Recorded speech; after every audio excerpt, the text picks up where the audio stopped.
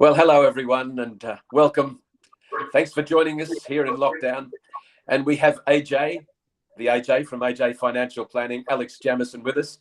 Great to see you, mate. Yeah, good to see you too, Greg. Sorry we couldn't catch up in person, but looking forward to next time around, hopefully back in the studio. Look, let's get to business. Today I'd like to talk about the Baader-Meinhof Phenomenon. This is something that's in the area of frequency illusion. And back in 1994, a bloke called Terry Mullen wrote an article to the newspaper, and he was talking about when he first heard the term the Baader-Meinhof group. And then shortly after that, out of the blue and no context at all, he heard the same thing again. Now, when readers responded after seeing the story published, they gave their own stories about this. And from that, the term the Baader-Meinhof Phenomenon was created. So my question to you is, what's your take on the Baader-Meinhof? I think that we sort of see it, and I've observed this over the years, is, you're chatting to a client about, potentially they're looking at purchasing a vehicle and what it might mean from an impact on their financial position. And we sort of talk about the makes and models and the price points they're sort of looking at. Often sort of what I observe, this comment that, once they start looking at a particular model of car or shortly after their purchase, that they see that model of car around everywhere. And it's that, I guess, that level of situation awareness to some degree that's going on is, you have as a person these huge amount of filters so your senses don't become overwhelmed. And to some degree it's sort of, once you, I guess, forcefully in some regard observe something particular in your day-to-day life, you really see it quite often. And the reality is those vehicles were always there in front of you. It's just that, those sort of, I guess, those sensory sort of filters that I've spoken about really allow you to get through day-to-day life. And it's, to some degree, it's an interesting phenomenon. You can see it extrapolated right through different parts of life. So that's really a cognitive bias. Do you think we have to be careful that our senses are not overwhelmed? Yeah, I think it's an interesting one.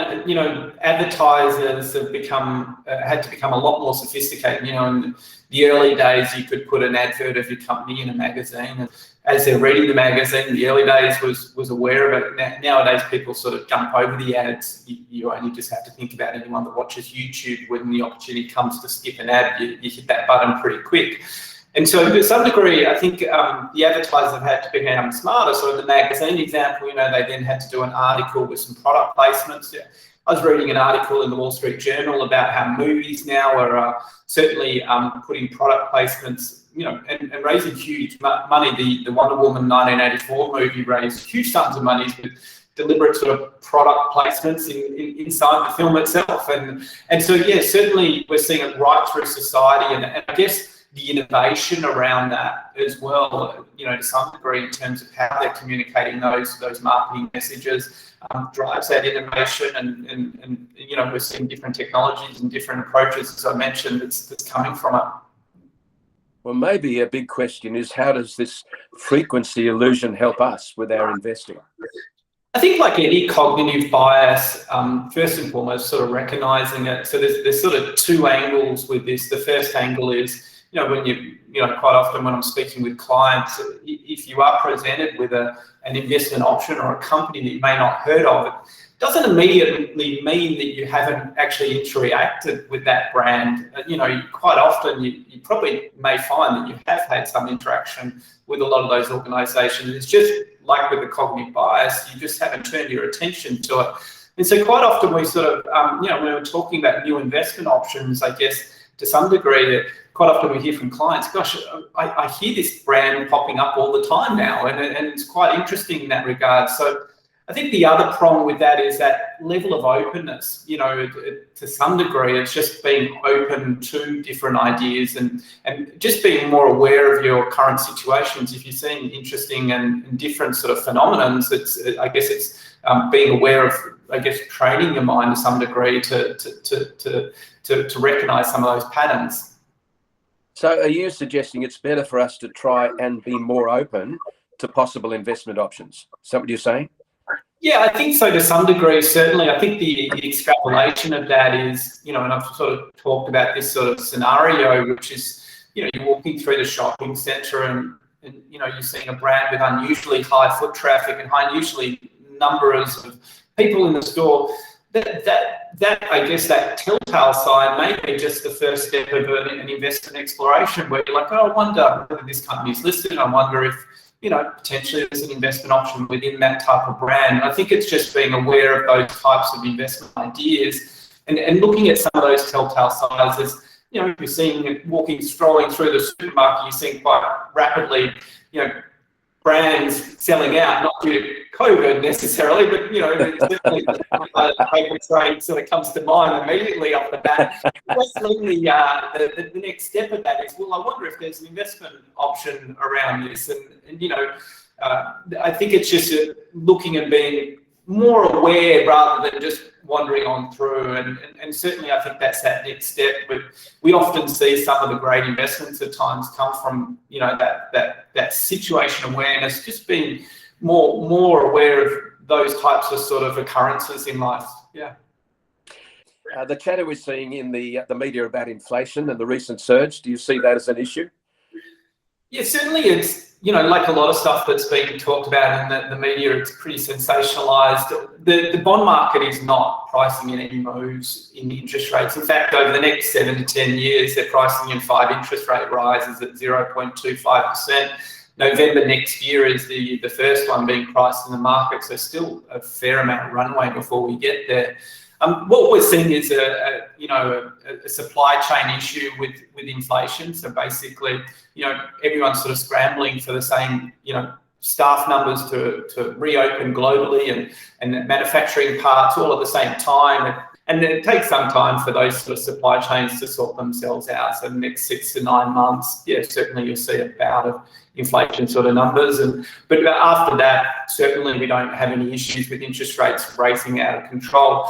In fact, the central banks, whether it be the RBA or the Fed Reserve, could quite quickly remove stimulus at any stage if they felt there was a genuine risk there. And the fact that they're still stimulating at the moment just, I guess, highlights the tentative nature of the environment. I think in terms of like with the broader markets, you know, we know as part of the annual cycle, this July through to October period is pretty much a write-off. The number of ski holidays that I used to have in August where they were destroyed by turbulent markets, I gave up trying to get away around that time of year. It just got too difficult. So yeah, certainly we do see the markets to be pretty volatile over the next few months as we enter through reporting season. But as we know, this stage is setting up quite nicely for the back end of the year with some steady rising in the equity markets we expect. So nothing at this point in time. You know, there's also a bit of talk about this recession sort of discussion with Melbourne and Sydney both in lockdowns. We only have to sort of look at most of our GDP number, a large portion of it comes from the resource sector at this stage. That doesn't need a huge number of people running around going into offices, and that carried on through the last of most of the COVID sort of period. So yeah, we might see some compression, but we don't see a double-digit recession at this point in time. I was actually going to ask you about the impact of Australia with us going back into lockdown in Sydney and Melbourne. Is there any further impact that you'd like to add to that? I think it's the business sentiment and confidence around that. Like certainly the large end of town is pretty much weathering fairly well. We're certainly seeing, especially in the US, a huge trend of people, CEOs, wanting their staff to come back into the office. So, you know, there was sort of early on in COVID this notion around, hey, look, everyone's just going to continue working from home. But what these large firms are recognising is the mentorship that goes on with the junior staff and you know the collaboration sort of things. It's kind of like a football team, you know, trying to all train individually, but then turn up on game day and put it all together and they have Zoom meetings. And to some degree, you know, I can appreciate what these CEOs are sort of grappling with.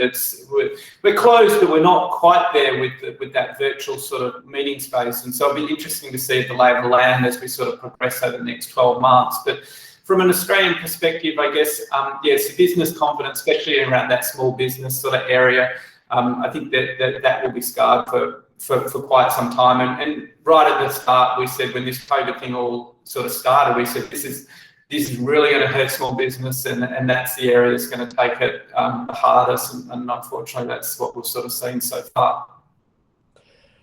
Well, let's hope you can help turn that around with your investing. Fair Ingham, it's a very hard conundrum really for everyone, but lovely to see you again.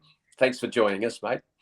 I'd like to leave everyone with this thought today, and it comes from Gladys Knight. Now, Gladys was a very well-known singer, songwriter, actress, 7-time Grammy Award winner. She was born in 1944, known as the Empress of Soul. And she said, sometimes the best things are right in front of you.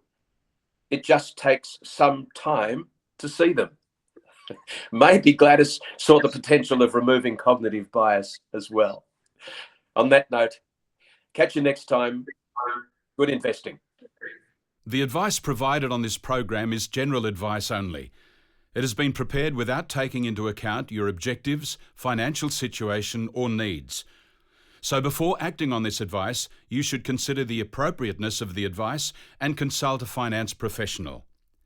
If any products are detailed on this program, you should obtain a product disclosure statement relating to the products and consider its contents before making any decisions.